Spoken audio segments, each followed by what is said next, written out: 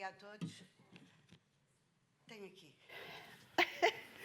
É um gosto e um contentamento encontrar aqui muitas das pessoas que suportam a nossa no sentido nacional, rede de bibliotecas escolares. Dizia a Manuela que há cerca de 3 décadas que fazemos caminho e como o caminho se faz caminhando, nós esperamos continuar a caminhar. Esperamos que as bibliotecas não sofram, sejam públicas, privadas, escolares e outras, qualquer atropelo ou qualquer violência anti-saber que possa diminuir o seu real poder. E o real poder vem de trazer a todos os que as frequentam e, em particular, à escola, que ainda é um lugar de socialização do conhecimento, de lhes trazer oportunidades. E é a curiosidade e a oportunidade de exercer essa curiosidade que, eu creio, faz de nós cidadãos de corpo inteiro e nos permite, por isso tem que ser cuidado, nos permite sermos mais livres e mais humanos. Nesse sentido, temos hoje aqui a falar connosco um orador que nos honra com a sua presença, tendo exatamente em conta que o seu trabalho intelectual é um trabalho de compreensão crítica e valorização dos direitos humanos. Estou a dizer bem? Queria naturalmente saudar aqui o professor Pinto Albuquerque neste tema que é o papel ético e transformador das bibliotecas escolares no mundo contemporâneo. É disso que nos vamos ocupar, das bibliotecas, neste caso, das escolares. Está bem-vindo o tema e bem-vindo, professor. O professor tem formação em Direito, é catedrático da Universidade de Direito da Católica Portuguesa, é um intelectual que tem participado em dezenas e dezenas de publicações coletivas e individuais, sempre associado à questão dos direitos humanos e foi juiz do Tribunal dos Direitos Humanos em nome de Portugal, o que é significativo e penso para todos nós. Portanto, um lugar de relevo para além das monografias, das publicações, dos artigos, das obras coletivas que já tive a oportunidade de referir. Sempre à volta dos direitos humanos. Investigador, participante em colóquios e publicações, é como militante da causa dos direitos humanos que tenho aqui o gosto de lhe dar a palavra e seguramente vamos todos aprender consigo nesta conferência. Muito obrigada. Sim.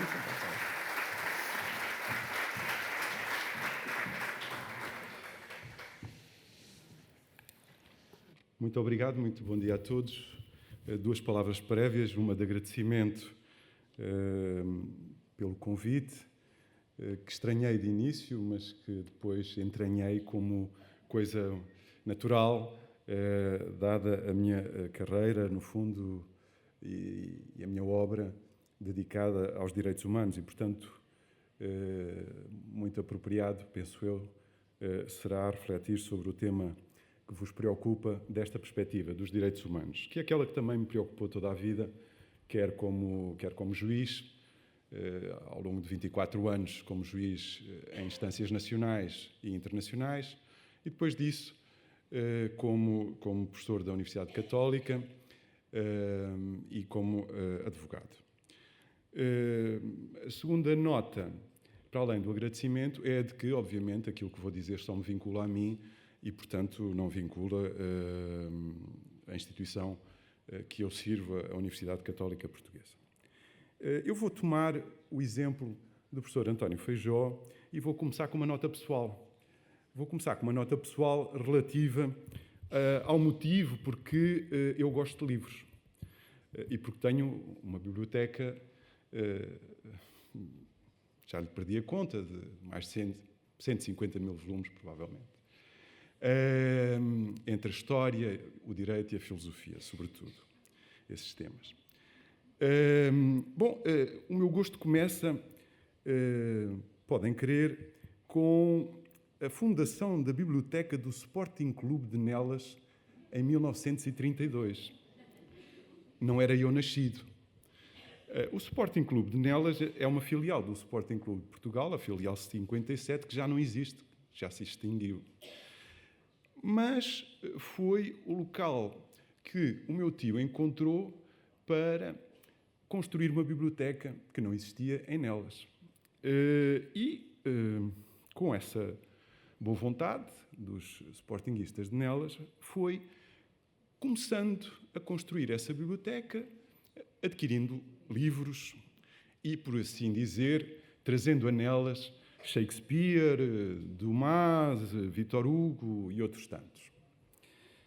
Na verdade, o meu tio era um autodidata, era uma pessoa que aprendeu por ele. Queria tanto conhecer o mundo que comprou uma gramática de francês e começou, ele próprio, sozinho, a ler Balzac, Zola e outros tantos. O realismo atraía-o, a crítica da moralidade hipócrita dos costumes da terra, daquela burguesia enquistada nos seus privilégios e de algum clero com ela comprometida, dizia-lhe muito. No fundo, era um reflexo da vida que ele vivia.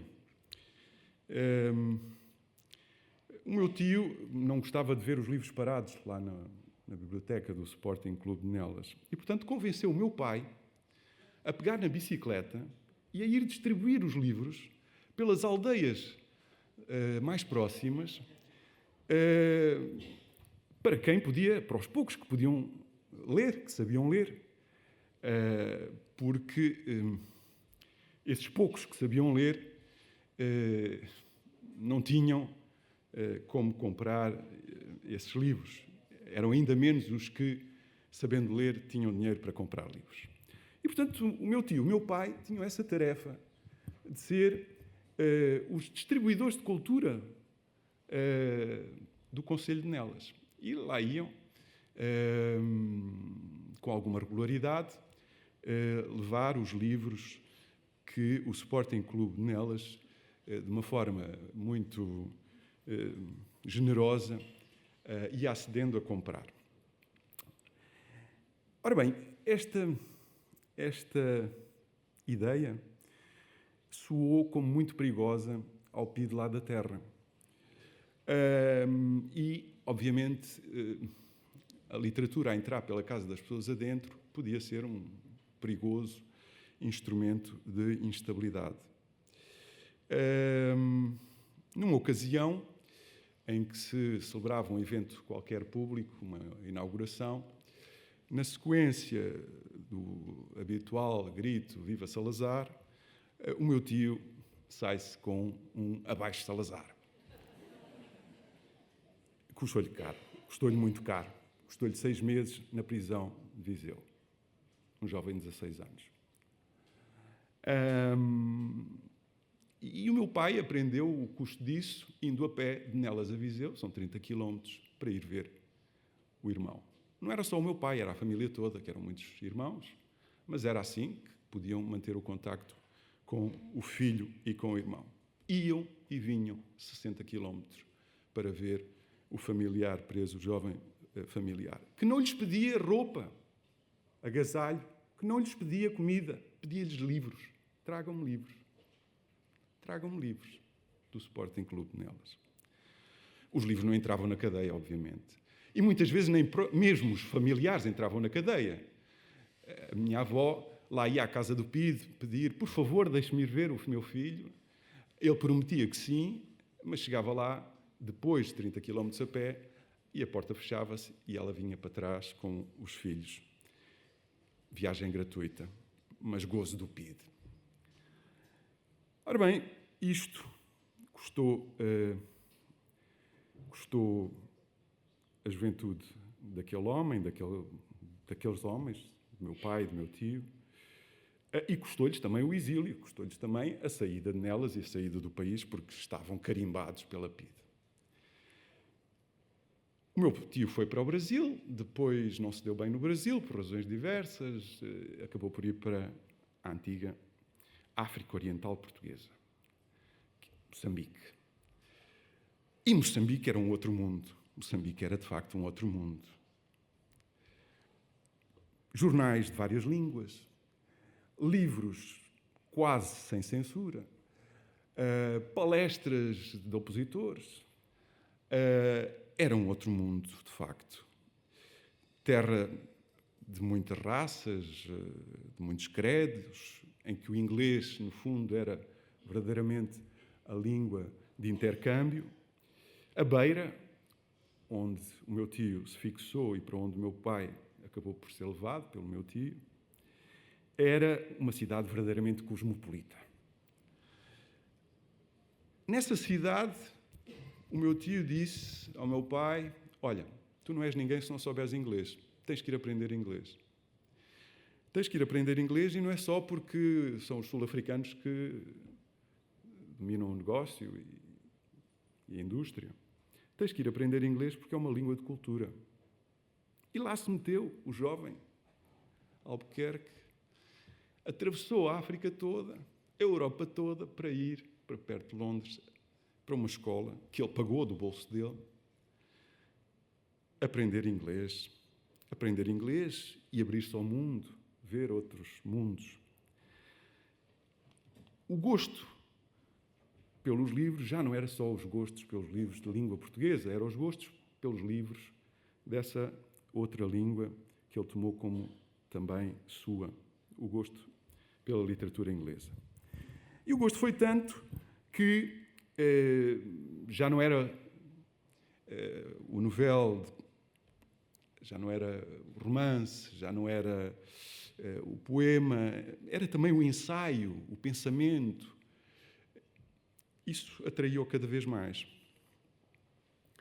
E levou-o a estudar, coisa que ele não podia fazer, não podia ter feito antes, dadas as circunstâncias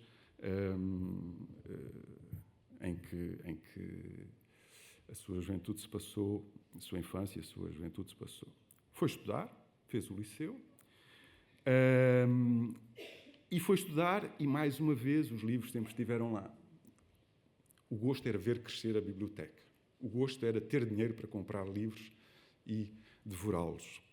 O gosto era conversar com o irmão, longas conversas, para lá e para cá, entre a casa dele e a casa do irmão, noite adentro, sobre este livro novo que tinham lido. Os dois, porque se disputavam a saber o que é que verdadeiramente o autor queria dizer com esta e aquela passagem. Acabou por criar, no fundo, uma enorme dependência pelo livro e pela cultura literária. Foi um leitor ávido, obviamente, dos clássicos portugueses, de Almeida Garrett, Camilo, Antero Quental, Essa de Queiroz, mas também gostava muito e gosta muito de Luís António Verney, de Oliveira Martins, de António Sérgio, daqueles ensaios, daquela linha ensaística mais intelectual da criação portuguesa. No fundo, isto para vos contar que foram estes homens que me moldaram, foram estes homens que fizeram de mim um amante dos livros. E isto para, no fundo, fazer o elogio da oralidade. Conto-vos esta história para começar precisamente com o elogio da oralidade, com o elogio daquelas fontes orais, as conversas que tive com o meu pai, que tenho com o meu pai, tive com outras pessoas que conviveram com eles, familiares ou não, e que, no fundo, retratam um mundo sem livros, um mundo de jovens que desejavam livros, um mundo de jovens que ansiavam por conhecer o mundo fora de portas através dos livros. É este elogio da oralidade, é este respeito e cuidado que nós devemos ter pelas fontes orais que deve nortear, antes de mais, o trabalho dos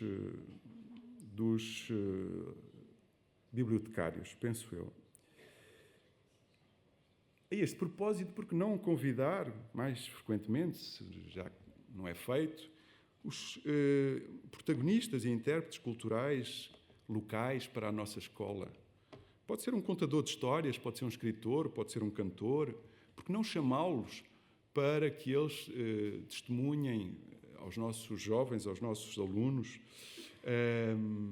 sobre a experiência que viveram, a experiência que vivem, o modo como veem o mundo e a criação literária. No fundo, a lição de vida que eu tiro destes homens é simples, podia-se resumir numa linha de Flaubert. É preciso desejar para além da sua condição. No fundo, a medida de uma alma é a dimensão do seu desejo.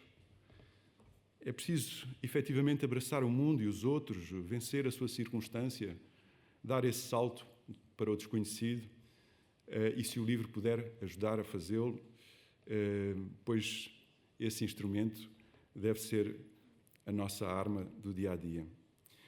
A biblioteca e os bibliotecários têm essa tarefa imensa e nobre de pôr à disposição dos jovens, pôr à disposição dos nossos filhos este instrumento. A biblioteca deve, antes de mais, incluir. Deve incluir não apenas os nossos autores, mas também os estrangeiros e até os estrangeirados, os nossos, que não gostam de ser nossos, por uma outra razão. Ao provincianismo é importante opor uma visão cosmopolita que faça dos nossos jovens de mente abertos ao diálogo com as outras culturas, com os outros povos. A biblioteca deve incluir não apenas os clássicos, mas também os modernos e os contemporâneos. A melhor forma de respeitar o meu contemporâneo é conhecer as suas raízes. Não há presente sem memória do passado, e não há futuro sem presente consciente. Conhecer as continuidades e as rupturas é importante e, portanto, não devemos ser facciosos, sectários. Podemos ter preferências, mas a seleção deve ser uma seleção aberta a todas as linhas de produção intelectual. A biblioteca deve, por isso, também abrir-se a todos os registros audiovisuais, por exemplo, e ganhá-los, usá-los para atrair leitores. Não há uma incompatibilidade entre o livro e os instrumentos audiovisuais. Os instrumentos audiovisuais, os registros audiovisuais podem ser poderosos aliados do livro. A biblioteca deve estar nas redes sociais também. É importante evitar a tribalização. Só se vence este círculo fechado em que algumas redes sociais encerram os nossos filhos e os nossos alunos, indo à conversa com eles, estando disponível para entrar em diálogo com eles, criando as nossas próprias comunidades nas redes sociais, criando comunidades escolares onde estejam envolvidos os pais, os alunos e os professores, obviamente. A biblioteca deve estar aberta também, por isso, à inteligência artificial e aos novos instrumentos como o ChatGPT e outros. É importante a este propósito que a biblioteca sensibilize os jovens e os nossos filhos para a honestidade intelectual, para o valor da honestidade intelectual, para que saibam reconhecer o trabalho dos outros. O trabalho intelectual é tão meritório como o trabalho manual e, portanto, roubar uma palavra, roubar uma frase, não é menos grave do que roubar um relógio de ouro. Porque o relógio de ouro pode ser precioso para o seu dono, mas a frase também é para quem a disse ou quem a escreveu. Falei-vos das formas e dos instrumentos do que deve ser uma biblioteca, a meu ver. Com muitos anos de leitura e com muitos anos como leitor de bibliotecas. Queria dizer uma palavra, se calhar um bocadinho temerária, sobre os conteúdos. Deve a biblioteca também fazer, e os bibliotecários, opções ideológicas? É a pergunta. Quais? Devemos ser seletivos na opção dos livros que pomos à disposição dos nossos filhos e dos nossos alunos?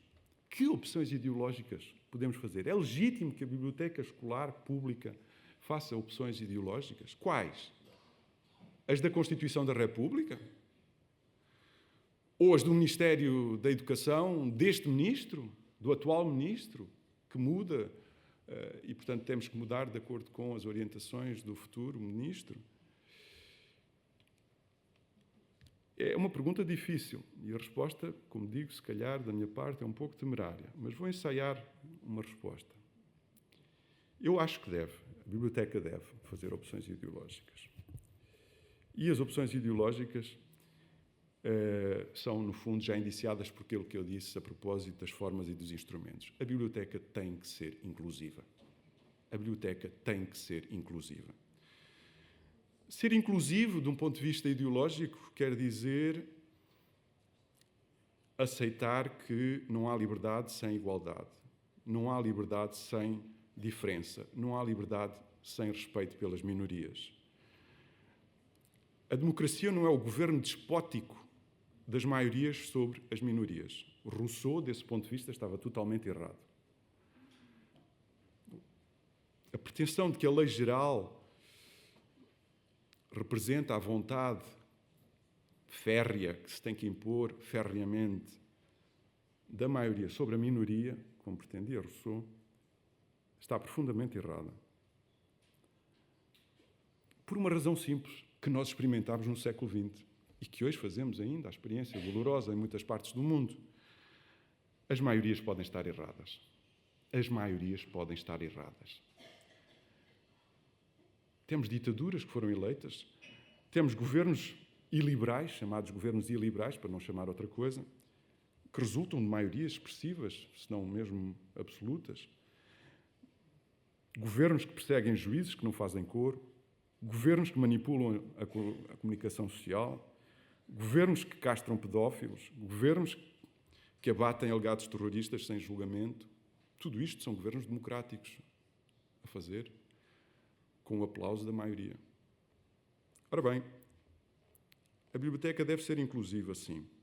Deve ser ideologicamente inclusiva, mas deve estar ciente de que a democracia tem inimigos.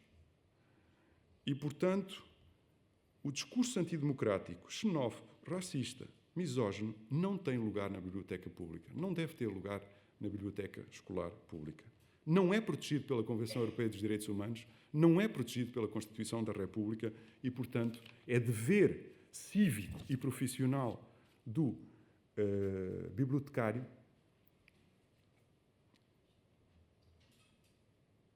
afastar esse discurso da biblioteca pública. Não tem lugar esse discurso na biblioteca pública. Esta é uma missão, de facto, exigente e difícil, muito difícil, porque, no fundo, o bibliotecário fica com este poder imenso de escolher a verdade que se quer transmitir, a verdade histórica e ideológica que se quer transmitir aos nossos filhos, aos nossos alunos. A verdade é esta: a democracia é frágil, a democracia tem os seus inimigos. Não está inscrita na pedra. A igualdade não é um dado gravado, é uma conquista cotidiana. A liberdade pode ser não só ameaçada, como ela própria liberticida, se não for iluminada. É, portanto, este trabalho de traçar uma linha de fronteira muito fina entre o discurso aceitável e o discurso não aceitável, entre o livro aceitável e o livro não aceitável, que vocês têm nas vossas mãos. É um trabalho delicadíssimo, de uma enorme responsabilidade.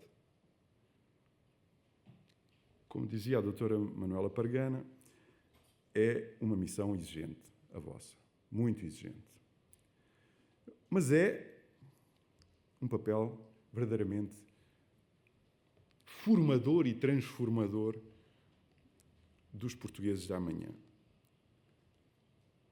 Os pais que vocês são, os professores que vocês são, os autores que vocês são, têm este dever cívico e profissional de servir Portugal desta forma nobre, que é a de formar os portugueses da amanhã. Moldar com o barro que têm na mão o futuro de Portugal. No fundo, o que se pede a cada um de vós é aquilo que Ricardo Reis escrevia: para ser grande, ser inteiro. Põe quanto és no mínimo que fazes. Assim em cada lago, a lua toda. É isso que se pede ao bibliotecário hoje, ao bibliotecário da escola pública. É, no fundo, que, em defesa da democracia, saiba traçar a linha de fronteira entre o discurso acessível e não acessível, entre o discurso admissível e não admissível. E que o fazendo desse modo honesto, desse modo leal, se ponha a ele próprio nessas escolhas. O livro que compra, o livro que decide comprar, o livro que decide sugerir, o livro que decide discutir com o aluno, é uma escolha que faz para transformar esse aluno. E, portanto, é também um serviço que faz à escola, à cultura e a Portugal. É por isso, com grande alegria, que me dirijo a vós, porque o vosso trabalho é, efetivamente, precioso. É um trabalho que reserva para a escola esse papel essencial de formação de uma mente, de uma personalidade. O vosso papel é fundamental. É um papel que, ao lado dos professores, pode mudar gerações. Muito obrigado pela vossa atenção.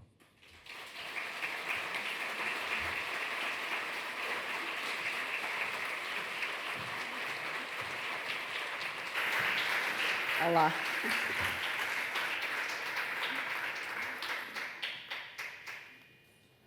Obrigado pelas suas considerações.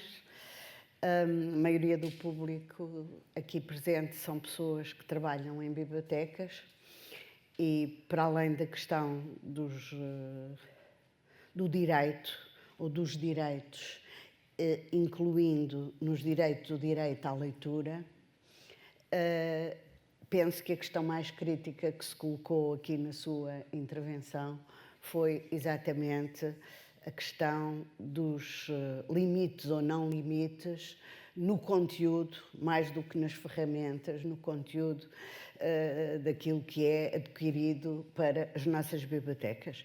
Gostava de começar por fazer uma consideração e ouvir a sua opinião sobre, porque eu penso que é um ponto que nos tem norteado aos que há algumas décadas trabalhamos nas bibliotecas, particularmente nas bibliotecas públicas e naquilo que foi o anterior às bibliotecas públicas, maiormente as bibliotecas da Fundação Calouste Gulbenkian, que eu não sei se houve nelas, mas sei que houve em Tondela porque os meus pais são desse lugar do país e havia uma excelente biblioteca fixa da Fundação Calouste Gulbenkian que nos permitia, e eu era da cidade, só ia lá de férias, que permitia a todos muitos livros, muita leitura, filmes, porque era colado num cine-teatro ou um cine qualquer coisa, e era um polo cultural muito importante para as gentes daquela terra. Eu percebo isso bem, vivi isso como miúda, como adolescente, e mais tarde, como mulher, vivi a experiência de trabalhar numa biblioteca comunitária numa aldeia do Ribatejo. E, para além de ter sido professora num tempo em que não havia biblioteca escolar no sentido em que nós a praticamos hoje, mas havia muito boas bibliotecas clássicas. No Liceu de Leiria, onde eu fui professora, havia uma excelente biblioteca, primeiras edições, tudo quanto era bom, que não servia a nada aos nossos alunos. E esse processo de transformação de uma biblioteca com essa natureza para uma biblioteca de livre acesso e com esforço de compras que se adequassem aos programas escolares, mas também ao modo de ser e pensar, que já um pouco depois se vinha vivendo nas bibliotecas públicas em Portugal, que foi um grande instrumento cultural entre nós. Presumo que o Sr. Doutor tenha uma pequena ideia desse movimento e que corresponde, de facto, àquilo que um jornalista chamou, em nilo tempora, uma revolução silenciosa no nosso país. A existência de um polo cultural com livros e leitura, entendida como a afirmação, portanto, as públicas e depois as escolares, não é natural haver uma escola sem uma biblioteca, é contra a natura, como sempre disse o professor Guilherme de Oliveira Martins, que foi um grande amigo das bibliotecas escolares. Era uma vergonha entrar numa biblioteca, tem refeitório, tem pátios, tem convívio, até tem casas de banho e não tem biblioteca. Uma vergonha. Alguns de nós, muitos de nós, contrariámos isso, sempre na ideia de que isso era o cumprimento de um direito. Ou seja, a literacia, como hoje estou a dizer-se, portanto, isso abrange a leitura em papel, a leitura em não papel, formas diversas de leitura, que hoje são absolutamente presentes nas nossas bibliotecas, sejam elas quais forem, a ideia de que isso era a prática de um direito humano. Gostava do seu comentário a este meu comentário. Concordo inteiramente. É um direito humano, o direito à cultura é um direito humano. O Tribunal Europeu já o disse de diversas formas, por exemplo, a propósito da expressão na língua nacional, de escrever, cada um de nós tem o direito de escrever na sua língua materna, ainda que não seja a língua nacional. Oficial.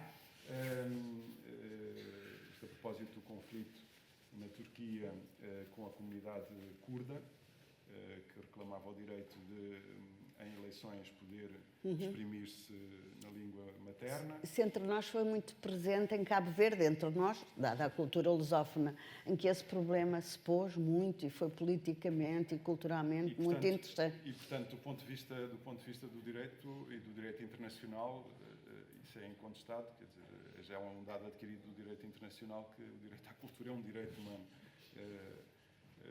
Outra coisa é como é que se implementa esse direito. Era esse o ponto. Bom, isso depende de políticas públicas e depende, portanto, da responsabilidade dos governos e não só da sociedade civil, da importância que ela dá a essas fontes, da importância que ela dá a essas fontes. Desculpe. Está a funcionar? Está, diz que sim. Da importância que ela dá a essas fontes. E, portanto, só posso reiterar a minha satisfação pela revolução silenciosa que referiu, porque, de facto, contribuiu muito para a transformação da escola portuguesa, contribuiu muito para, no fundo, termos gerações que hoje podem viver em qualquer parte do mundo como cidadãos do mundo. Muito bem. Isso leva à relação dos direitos humanos, dentro dos direitos humanos, de alguns direitos. Ontem eu fui procurar um livro seu, porque só tinha lá em casa, e não aqui em Lisboa, um livro exatamente sobre os direitos humanos, e fui procurar um sobre os direitos das mulheres. E interessou-me ler um outro aspecto.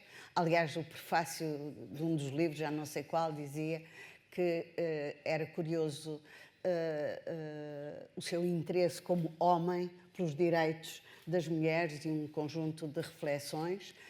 E nós também temos esse ponto entre nós, porque temos uma grande comunidade feminina nas nossas escolas, como o professor sabe, mas na compra do livro também comprei outro livro, que, como sempre acontece aos compradores de livros, e a propósito do que disse,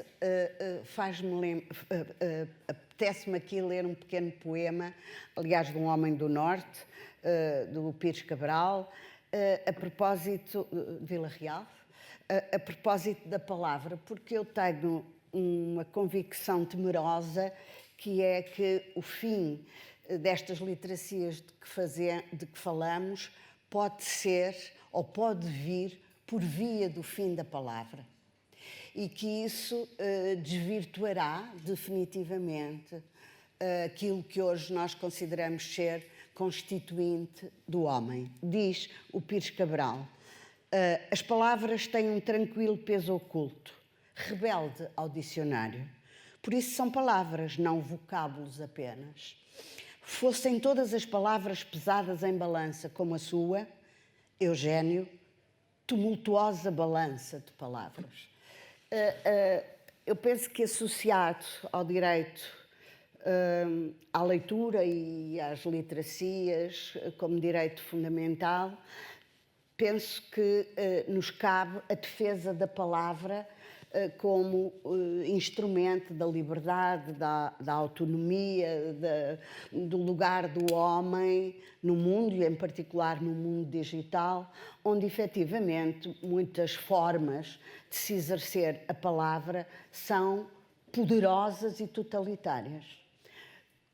Concordo muitíssimo e louvo que se tenha sido aqui chamada à colação que a biblioteca exatamente tenha essa consciência de que nas sociedades contemporâneas corremos muitos riscos associados às formas e aos conteúdos.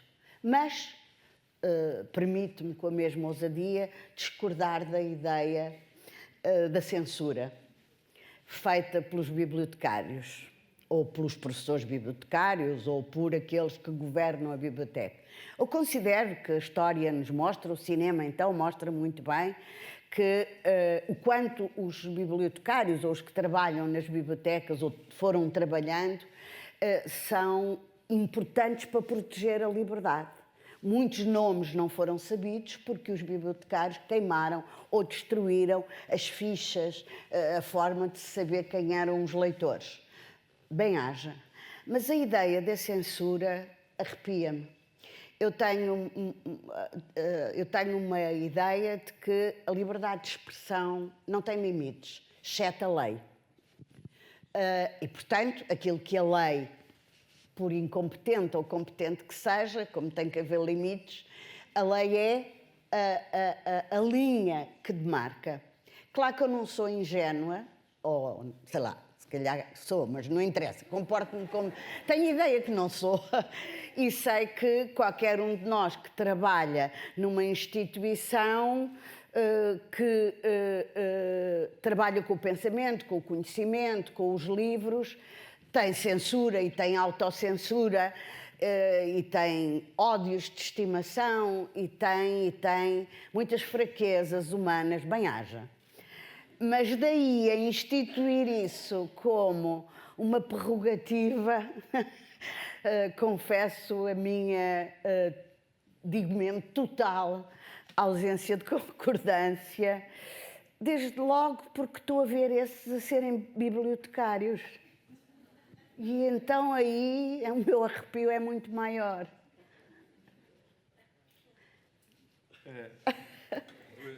Duas notas. Primeiro, relativamente à obra sobre os direitos humanos das mulheres. Sim. Foi uma obra que a Universidade Católica Editora, em boa hora, promoveu, com o contributo de distintas autoras de várias áreas, juristas, não juristas, sociólogas, psicólogas, médicas, parlamentares, portanto... Boa para estar numa biblioteca. Muito boa para estar em qualquer biblioteca escolar ou não escolar, porque, de facto, esta proveniência variada das autoras permitiu fazer uma avaliação da situação dos direitos humanos das mulheres em Portugal e na Europa muito rica. E até com conhecimento de causa direto das autoras sobre os temas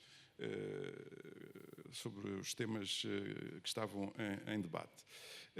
É de facto uma obra notável, primeiro porque não havia em língua portuguesa, não havia nada semelhante publicado em Portugal, e do meu conhecimento nos outros países lusófonos, não havia também qualquer coisa de semelhante.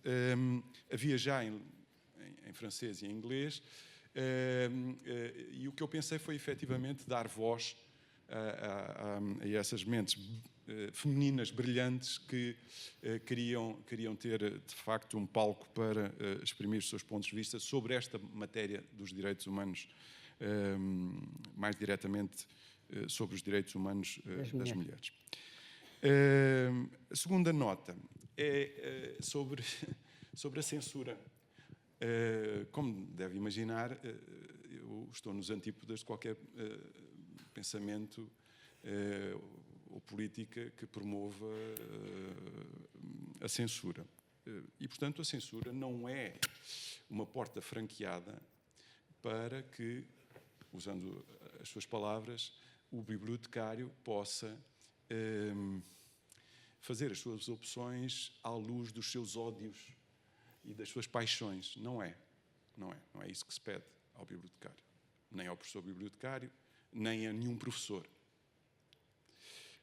O que se pede, e mais uma vez, também aqui fazendo uso das suas palavras, é que o bibliotecário, o professor bibliotecário e o professor cumpram a lei. E a lei proíbe o discurso de ódio. Ponto final. A lei proíbe o discurso discriminatório. Ponto final. Muito bem. E, portanto, quando temos um livro, ou um filme, ou uma canção que promove o discurso de ódio, que promove o discurso discriminatório, que promove o discurso xenófobo, promove o discurso misógino, é dever cívico e profissional do bibliotecário, do professor bibliotecário, do professor, afastar esse conteúdo do jovem leitor. Vamos lá ver, não quer dizer que se não traga à colação e que não se discuta na aula esse discurso, esse livro, essa música, esse filme. Longe de mim. Tapar o buraco não adianta coisa nenhuma, porque no dia seguinte há alguém que o destapa. O que deve é essa leitura ser feita de forma acompanhada. E, portanto, é dever do profissional discutir com o aluno ou com o colega que quer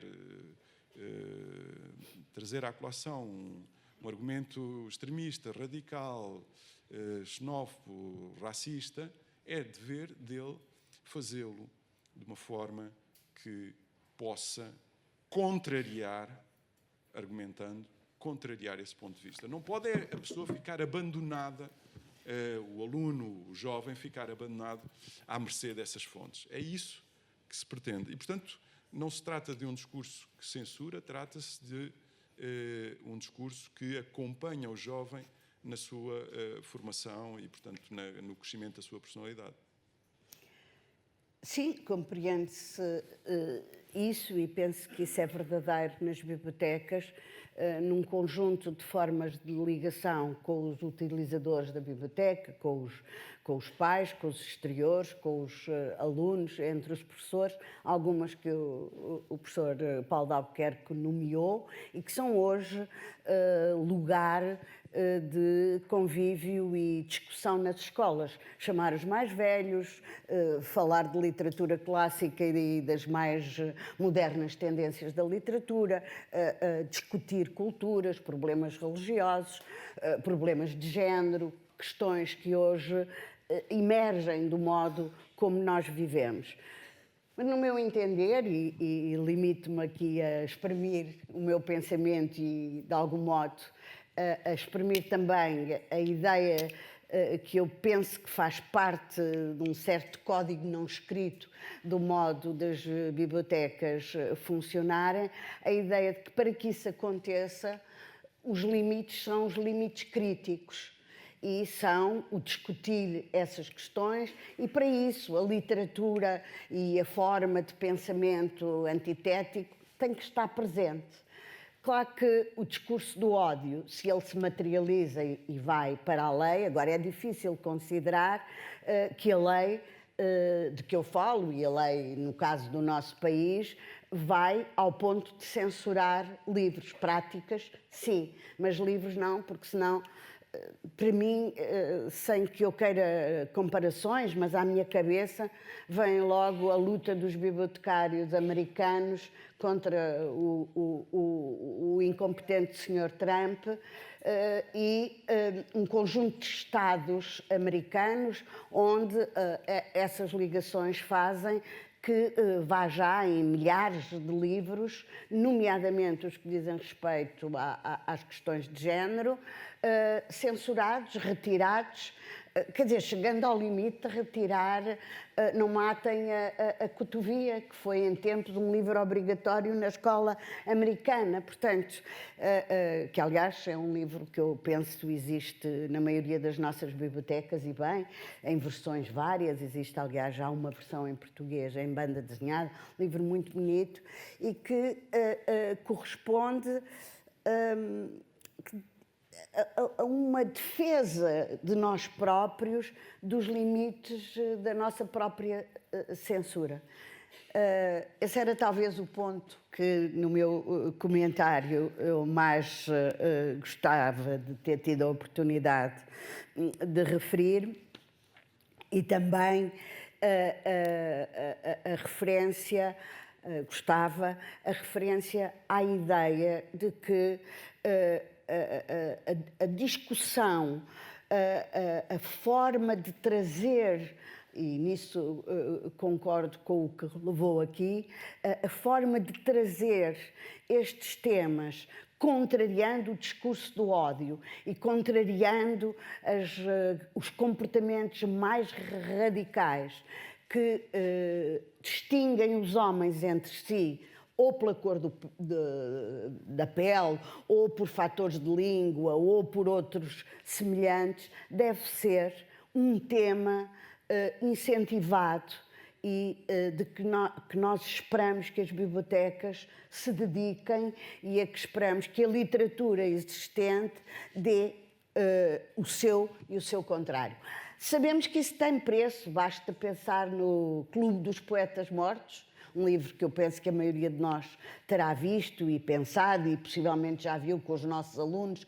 É um tema sempre capaz de entusiasmar os que estão na flor da vida, que isso tem custos às vezes muito grandes, que levantam as questões críticas da identidade humana, mas correr os riscos disso, sim. Censurar, tenho dificuldade em concordar consigo. Salvo se o professor quiser dizer alguma coisa, eu passava a palavra à assistência, que possivelmente também gostará de, na sua qualidade de quem tem o corpo no terreno, tem alguma coisa para nos dizer. Isabel, só ver se há mais alguma intervenção que possamos passar a responder em conjunto, de acordo? Mais alguém? Não me digam que o professor não vos levantou pontos de interrogação. Não acredito. Muito obrigada. Isabel. Estão-me a ouvir? Sim, muito bem. Muito obrigada ao professor Pinto Albuquerque e à doutora Teresa Calçada pelas reflexões que nos possibilitaram. Eu queria só, no fundo, se calhar estou só a falar para o professor Pinto Albuquerque, porque se calhar todas as outras pessoas presentes nessa sala estão conscientes desta realidade. É que as bibliotecas escolares constituem uma rede e isso é uma estrutura que permite muita troca, muito intercâmbio e muita discussão, felizmente. E, portanto, o professor bibliotecário raramente está sozinho. Claro que tem os seus momentos de solidão, mas raramente está sozinho. E essa rede tem uma cabeça, que é o gabinete da rede de bibliotecas escolares, que ao longo destes 30 anos vem emanando uma série daquilo que se chamam, vulgarmente entre nós, na nossa gíria, os documentos orientadores. Um deles é o quadro estratégico da rede de bibliotecas escolares, que estabelece uma série de princípios que vêm muito ao encontro daquilo que diz e daquilo que a Teresa diz também. Quer dizer, sem censura, prezar os valores que lá se encontram muito nítidos e muito bem estabelecidos e que qualquer professor bibliotecário sente que tem um respaldo, se quiser, para a sua ação. Era só isto que eu queria chamar a atenção, porque... No fundo, se me permitem, no fundo estamos de acordo e, portanto, estamos todos a dizer o mesmo.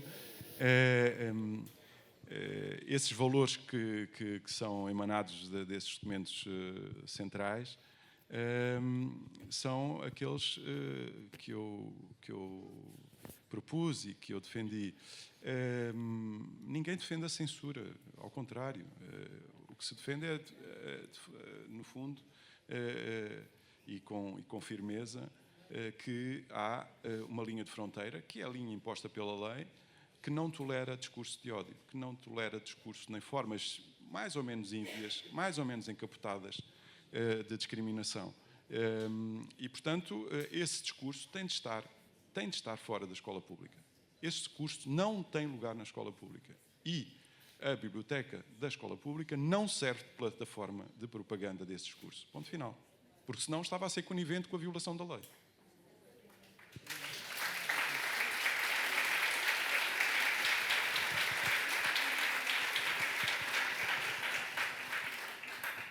Mais alguém quer usar da palavra?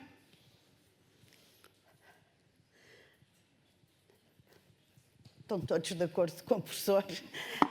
Ou connosco? Vá, vou usar a última expressão, que é para valorizar este aspecto, porque eu percebo que isto envolve uma quadratura do círculo e que é delicada a fronteira, mesmo quando nós falamos da lei, é delicada a fronteira. Nós vemos isso nos jornais, por exemplo, que supostamente são uma fonte mais segura na era da desinformação, que têm uma edição, que são editados e que, portanto, a edição nos garante mais fiabilidade, mas que, mesmo assim, muitas vezes, essa fronteira chega até aos tribunais. Eu confesso a minha o meu gosto pela discussão e pela controvérsia e pelo modo como, inclusivamente, este tema deve ser objeto de um tema de discussão na própria escola e fomentar essa diferença de olhar, essa diferença de pontos de vista, o engano que a argumentação tem, a discussão entre a mentira e a verdade, a discussão entre os limites da lei, e é nesse sentido que talvez eu tenha tendência para achar que o conteúdo de uma biblioteca é muito mais polémico, digamos, e com a mesma convicção deve permitir que se tenha reservas, não digo ódio, mas reservas ao discurso do ódio. Eu queria só levantar aqui um último ponto que diz respeito ao papel da literatura. Ou seja, eu acho que falámos aqui do direito humano como da leitura como um direito humano e que, de algum modo, as bibliotecas são a expressão são também, ou são muito a expressão da afirmação desse direito, mas deve ser distinguida a questão da literatura. Presumo do que sei que o professor Pinto Albuquerque é sensível a isso e gostava aqui, no ano ainda por cima que terminam as comemorações mal comemoradas do nosso Camilo Castelo Branco, que praticamente passou como cão por vinha vindimada, horrível, gostava de lhe perguntar como é que vê o papel da literatura na construção e na defesa dos direitos humanos. Não a leitura, mas a literatura, num momento em que se interrogou se a literatura continua ou não. Felizmente parece que ela renasce sempre e temos sempre novos valores. É um alento para muitos de nós, mas gostava da sua observação sobre, normalmente nas bibliotecas, do papel da literatura. Eu não posso deixar de me lembrar da minha experiência como juiz do Tribunal Europeu, porque fui confrontado ao longo de 10 anos com vários casos em que se discutiu os limites do artigo 10º sobre a liberdade de expressão, o artigo 10º da Convenção Europeia, que garante a liberdade de expressão. E foram trazidos ao Tribunal vários casos. Eu fiz parte da composição que julgou muitos desses casos, sobretudo relativamente à Turquia e a alguns países de leste, em que se discutia precisamente os limites do texto literário. Muito bem. Do texto literário crítico, do texto literário com conotações políticas, com conotações discriminatórias, do texto literário que incentivava a violência, e, portanto, um texto literário poliforme e que pode ser riquíssimo do ponto de vista literário, estritamente literário, do culto da língua, mas cujo conteúdo é problemático. E, portanto, a nossa tarefa era particularmente delicada, porque nós não estávamos ali no papel de censores da qualidade do texto literário, mas sim de protetores dos valores da Convenção e da liberdade de expressão, limitada, nos termos do artigo 10º, número 2, designadamente pelos direitos de terceiros, ou seja, de pessoas que pudessem eventualmente ter sido atingidas por aquele texto literário. E em muitas circunstâncias, em várias circunstâncias, designadamente em 2 casos portugueses, as condenações nacionais do autor do texto literário foram mantidas pelo Tribunal Europeu. Estou-me a lembrar de um caso, um livro que foi publicado, um livro fantasioso, mais ou menos fantasioso, em que o autor, no fundo, criava uma história que descrevia para qualquer leitor, uma determinada família daquela terra. E, portanto, qualquer pessoa que lesse aquele livro sabia de quem se estava a falar. E criava uma história com factos falsos, que punha, no fundo, em causa a honorabilidade de várias pessoas daquela família, construía, no fundo, uma retórica verdadeiramente difamatória. E, portanto, o problema aqui era saber se a qualidade daquele texto merecia proteção à luz do artigo 10º. Sim, merecia. Sim. Sem dúvida. Era um livro literário, era um texto criativo, era um exercício da liberdade de expressão daquele autor. Mas o artigo 10º não existe sozinho. Tem 2 parágrafos. O número 2 prevê os limites da liberdade de expressão. E os limites incluem os direitos terceiros, designadamente o direito à honra. Já para não falar do direito à vida, como, por exemplo, aconteceu em outros casos em que, em livros de qualidade... não, em livros fantásticos, com uma escrita fantástica, se promovem mensagens violentíssimas de ataque a pessoas concretas, de promoção de ódio a categorias de cidadãos. E, portanto, no melhor pano pode cair a nódoa. Isto para dizer que o melhor texto literário pode ter uma mensagem terrível. Terrível. E do ponto de vista dos direitos humanos, este é exatamente o caso mais dilemático. Porque a liberdade de expressão levar-nos-ia a dizer isto é um texto sério, é um texto em que o autor, de facto, se esmerou por se exprimir a sua ideia de uma forma competente, capaz e até bela, de forma a aliciar o leitor, mas é um texto que passa ao limite. Por esta ou aquela razão passa ao limite. Passa ao limite e viola os direitos de terceiros.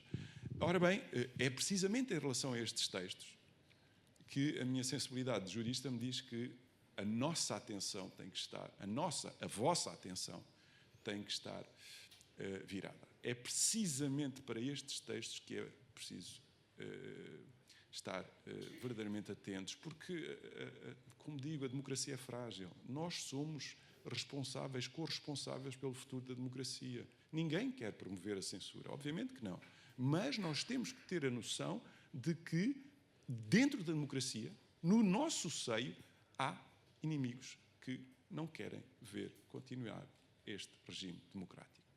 Vivem entre nós, não querem, não acreditam e fazem tudo, usam tudo para destruir as bases democráticas da República Portuguesa. E, portanto, o nosso trabalho é contrariar esse discurso, é não dar palco a esse discurso, é verdadeiramente defender aquilo em que acreditamos, ou seja, os valores da nossa democracia. Se temos que evitemos a compra desses livros. Se temos que deixar de convidar certas pessoas, não convidemos essas pessoas. Se temos que contrariar formas invasivas da vida escolar, depois contrariamos essas formas invasivas da vida escolar. Eu acho que é importante não sermos coniventes, não sermos cúmplices. Essa é a nossa maior responsabilidade. Nossa responsabilidade também passa por exatamente utilizar todos os instrumentos, e daí a minha reserva ao discurso que eu chamo de censura, em nome da democracia, em nome da defesa do direito, em nome da informação, em nome de quem viveu tempos não democráticos e exatamente também teve a coragem de os contraditar, não esconder o lado negro, dark destas coisas e, portanto, debatê-las com frontalidade, enfrentando o inimigo. Tenho sobre isso esta posição, mas evidentemente que vale o que vale. O meu conceito de liberdade passa, de facto, por esse confronto e picar as nossas mentes, e mais ainda quando exatamente uma nebulosa na informação, uma nebulosa tremenda, pesa sobre o nosso, como diz, tapa o nosso sentido crítico para que não se veja a desinformação, o modo como subtil e vergonhosa e mentirosamente são eleitos temas para a praça pública que, em vez de abrirem para esse caminho democrático, os fecham sobre esse manto de mentira e de desinformação que eu penso que hoje realmente pesa sobre nós de uma forma muito cruel e que só por si devia chegar como tema para as nossas bibliotecas, as nossas escolas, perceber que se o nosso sentido crítico e a distinção entre a verdade e a mentira, essa ténue distinção não é exercitada e nós não somos letrados no sentido contemporâneo do termo, nós ficamos definitivamente escravos desta forma de pensar ou de não pensamento, filosoficamente expresso, e que isso é de facto o fim da palavra, porventura. Nesse sentido sou talvez mais cética. Muito obrigada a todos. Obrigada a todos.